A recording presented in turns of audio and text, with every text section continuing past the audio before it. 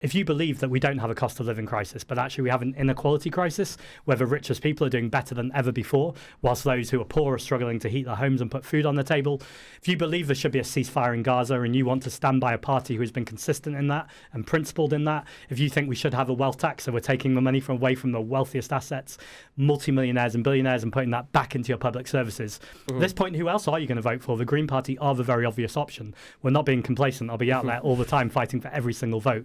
But I think the route to Green Party success is becoming clearer by the day. Yeah, but you could find yourself in a position where you turn into a protest vote. That's the worry, is it not? That people who are pretty pissed off with Labour will come to you.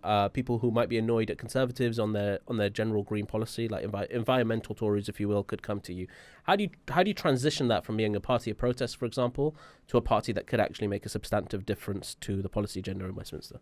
Well, when people vote in protest because they're sick of the two old parties and they want to say, we want some difference, we want environmental, social, racial and economic justice, that's not really a vote of protest. That's a vote of saying, I'm putting confidence in this party.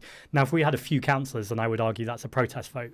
But when you have a serious number of councillors, every single election, your number of councillors is massively growing. We've had hundreds of people join the party in the last few days. We're the only national party whose membership is growing. I think the idea of it being a protest vote is a storyline and a narrative that's fading away very quickly.